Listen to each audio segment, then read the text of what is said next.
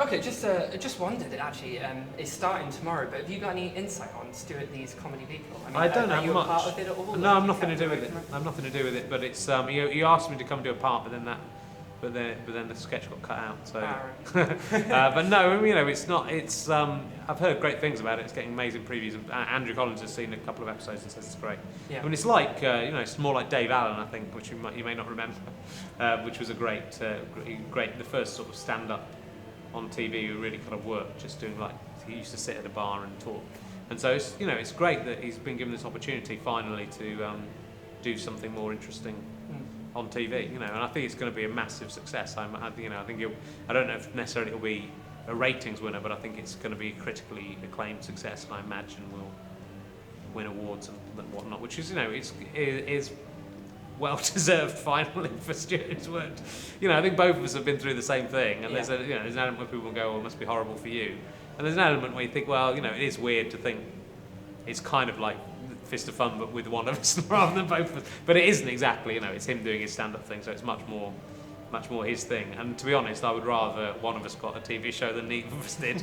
And it's also it can still happen. But it also gives you hope that it's possible that it can happen. Definitely, you know. Yeah. And that's, you know, because he's really worked, he's really struggled, and he's been through much more ups and downs than I have. I think in terms of people have always kind of liked me. They haven't gone crazy about me, but I've never been mauled really by the critics. And Stu has been a little bit, and so it means a lot more to, you know, for him to have finally got this thing on. And I think it will be just the TV comedy, and not entirely, but there's a lot of awful shit on, and there's a lot of just objectionable shit on, and you know, we were lucky when we did Fist of Fun.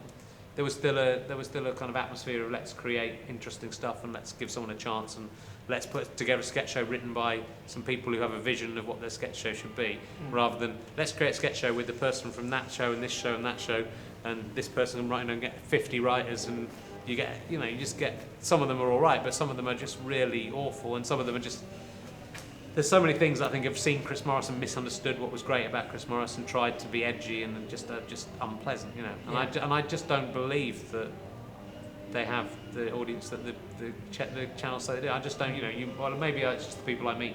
I meet a lot of intelligent comedy fans who come to see me, so I think they're intelligent. But you know, I just can't imagine that many people are getting off on Balls of Steel or Titty Bang Bang or whatever. You know, there's some ones that are all right, but it's just great. You know, TV is an amazing medium. Armando Iannucci's doing great stuff on TV, and the American comics are doing great. You know, American TV shows are doing amazing stuff. And there's real, you know, I think it's the best. It's almost the best medium. And aside from live, I think live works the best medium. But in terms of creating something amazing and interesting and long running, you know, a film can only be 2 hours or 3 hours.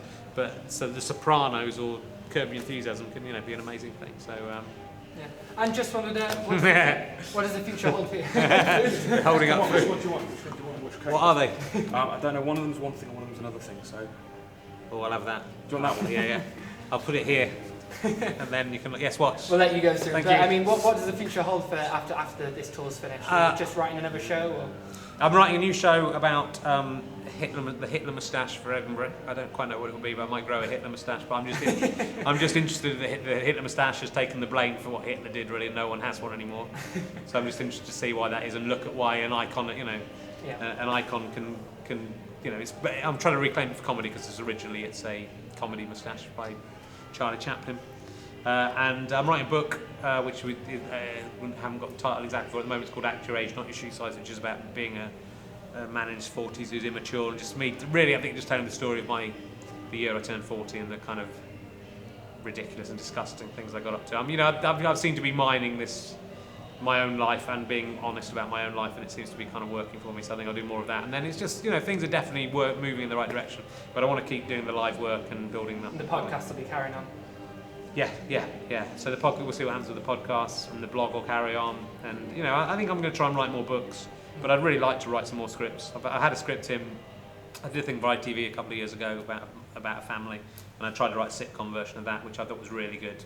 But then everything's gone a bit tits up at ITV, and I'm not sure it will happen. But you know, just we'll see. I mean, time keeps on ticking away.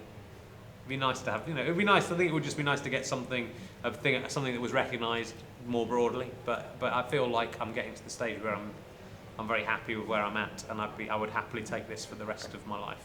Yeah. If I could stay at this level, I would take that above peaking up and getting massively famous and massively successful, and then dropping off again. You know, if I could maintain 200, 300 people coming to see me in every town I go to, that's a viable life, you know. And making a DVD and doing a bit of TV here and a bit of radio there and whatever, which is what I'm doing, and writing a book. So I mean, you know, I realise I'm in a very lucky position, you know, and there are people in more fortunate positions, but there are a lot more people in less fortunate. And I think, you know, it's not, in what I say in the show is kind of true. That I think to get to 40 and to still be producing work that, you know, you're still slightly the cutting edge, and you still, you know, what's going on in comedy, and you're still trying to do stuff that's interesting rather than stuff that's commercial or stuff that's for TV, or, you know, you just lost touch. It's nice to still be in touch and hopefully creating relevant work that people are admiring, you know. So that's what I want to try and keep doing until I'm died about 85 years old. But I'd still like to be, look at Nicholas Parsons or, you know, Barry Cryer. Yeah. That's kind of what I want to be, you know. More Barry Cryer than Nicholas Parsons. But I'd like to be as old as Nicholas Parsons and still there. Well, thank you for taking Cool, the no problem. time to chat to us and enjoy your food. Cool.